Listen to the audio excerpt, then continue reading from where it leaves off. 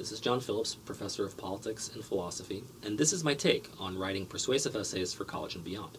Today, I want to talk about organization. Very often, professors will tell students that their papers are not well organized, but it's not always obvious to the student what that means. How is a paper organized? All papers are basically words, sentences, and paragraphs, but how you spread your thoughts out between different sentences and paragraphs can make all the difference between a reader clearly being convinced and being entirely unsure what the argument was about. So, perhaps it's easier to think about what counts as a poorly organized paper. Two types of problems are common. Problems about how the ideas are developed within the paragraphs, and problems with how ideas are spread between the paragraphs. Right? So you have within paragraph problems and between paragraph problems. Within paragraph problems usually have to do with too many ideas being presented at once in too short a time. You have no doubt been in classes, perhaps you're watching this video for one of them, where too many interesting or controversial ideas are being presented in too short a time, and none of them are sufficiently explored, developed, or explained. Each paragraph in your essay should develop a single point. Depending on what needs to be done in the essay, the paragraph could present a piece of evidence, explore a concept, explain why a principle is relevant or should be used in a given context, and so on and so forth. Each paragraph, though, should try to accomplish one thing.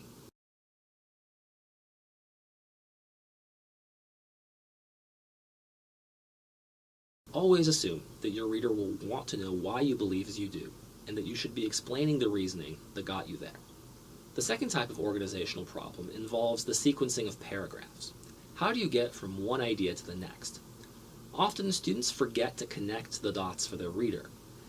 Connector words, such as thus and therefore, however, and furthermore, all signal to the reader that what the next paragraph has to do with the previous one. Arguments build on each other. They build on series of points. They aren't just a succession of unconnected observations. Your reader might be able to make the connection on their own, but if you're trying to convince them of something, you should make it easy for them to follow your train of thought. And that means being clear about how each paragraph is related to the previous one, and perhaps also how it's related to your overall thesis. And this is especially true of long papers. In long papers, it's very easy to lose the thread of the argument.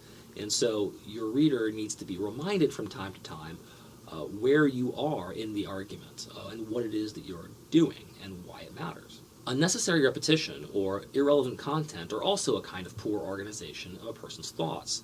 These can occur within paragraphs or take up completely distinct paragraphs.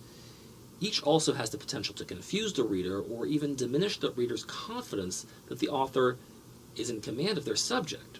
There is an element of trust that needs to be established between two strangers, the author and the reader.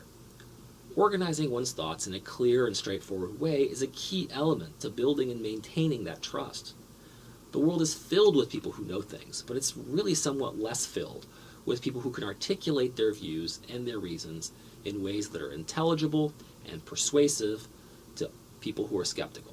This is especially true when it comes to sensitive questions, things like identity politics, gender and race, or economic issues like taxes and welfare, or civil rights and civil liberties. In all of these cases, trust between one or more sides of this issue runs really thin. When you go on tangents or present your reasons in a confusing way, readers who do not trust you are likely to assume the worst, that you are stupid, that you don't know what you're talking about, or perhaps even that you're trying to deceive them, rather than the reality, which is that you might simply be unable to express yourself in the way that you would prefer. So when you express yourself poorly or you organize your ideas poorly, you lose whatever little trust that you had in the first place. So if you think that your reasons are worth believing in, then you can't afford not to pay attention to how your ideas are organized.